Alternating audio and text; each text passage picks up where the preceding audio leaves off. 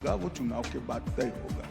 इसलिए किसी को नाराजगी पालने का कोई जरूरत भी नहीं है और कोई पालता भी नहीं है। तो अगला बिहार का चुनाव आप लड़ेंगे नीतीश जी के साथ या चेहरा बनाकर, या आपको लगता है कि जैसे मुंबई में हुआ सेम फॉर्मूला वहां? देखिए, ऐसा है कि पार्टी के पॉलिसी डिसीजन इस प्रकार के कार्यक्रम में डिक्लेयर नहीं होते। 105 सीटें थी महाराष्ट्र में जहां पर महाविकास अघाड़ी लोकसभा चुनाव में जीती, जो आपने फ्लिप की असेंबली इलेक्शंस में 23 नवंबर को। वर्तमान राजनीतिक इतिहास में इतना बड़ा टर्न अराउंड बहुत कम देखा है। साधारण तौर पे 30 साल का इलेक्टोरल डेटा यह दिखाता है कि जो लोकसभा में होता है कुछ महीने बाद अगर विधानसभा का चुनाव होता है तो वही ट्रेंड कंटिन्यू करता है। कैसे रिवर्स किया आपने इस ट्रेंड? देखिए, आपका एनालिसिस का बेस ही गलत है। गत चुनाव में भी भारतीय जनता पार्टी को नरेंद्र मोदी और देवेंद्र फडणवीस को मेजॉरिटी मिली थी। शिवसेना जो सीटें लड़ी, उस सीट पर हम नहीं लड़े थे तो हम जीत नहीं सकते थे। शिवसेना हमारे साथ थी तो उनको मैंडेट मिला था और हमें पूरा मैंडेट मिला था। उस वक्त भी 2/3 बहुमत से भारतीय जनता पार्टी जीती थी। मुख्यमंत्री बनने की लालच में उद्धव ठाकरे ने हमसे विश्वासघात किया। न केवल हमसे, महाराष्ट्र के जनादेश के साथ विश्वासघात किया।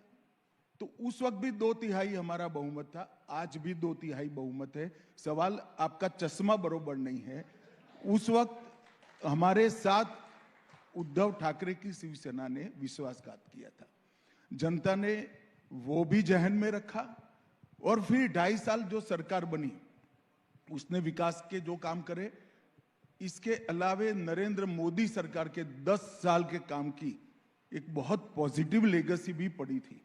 तो कुल मिलाकर एक प्रचंड विजय सामने आया है। मैं आपके कार्यक्रम के माध्यम से महाराष्ट्र की जनता का हृदय से धन्यवाद करना चाहता हूं कि आपने एक उचित निर्णय कर महाराष्ट्र को सुरक्षित हाथों में सौंपा है।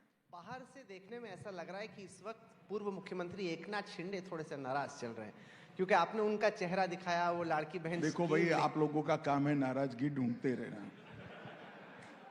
शिंदे जी को नाराज होने का कोई कारण ही नहीं है। हमारा काफी ज्यादा सीट है। गत समय भी हमारा काफी ज्यादा सीट था, परंतु हमने शिंदे जी को मुख्यमंत्री बनाया था।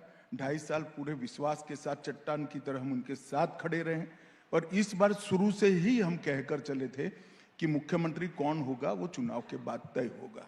इसलिए किसी को नाराजगी पालने का कोई जरूरत भी नहीं है और कोई पालता भी नहीं है।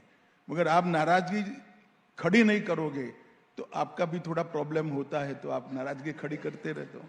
नहीं, क्योंकि दिक्कत तो आपको कैबिनेट बांटने में भी थोड़ी लगती हो रही है। जरा भी तकलीफ नहीं हो रही। पूरा डिजाइन के साथ हमारे तय कार्यक्रम के हिसाब से चल रहा है।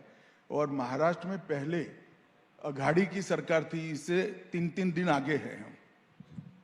मुंबई से पटना मैसेज किया गया है, क्योंकि पटना में अगले साल चुनाव है बिहार में। तो ऐसा तो नहीं कि नीतीश कुमार और जेडीयू को लगे कि लड़ेंगे तो साथ में, अभी हम मुख्यमंत्री हैं, बाद में बीजेपी गेम कर सकते। देखो भाई, आप कुछ भी करो, एनडीए में दरार नहीं आएगी, आप चिंता मत करो। नहीं, तो अगला बिहार का चुनाव आप लड़ेंगे नीतीश जी के साथ या चेहरा बनाकर, या आपको लगता है कि जैसे मुंबई में हुआ सेम फॉर्मूला वहां? देखिए, ऐसा है कि पार्टी के पॉलिसी डिसीजन इस प्रकार के कार्यक्रम में डिक्लेयर नहीं होते हैं।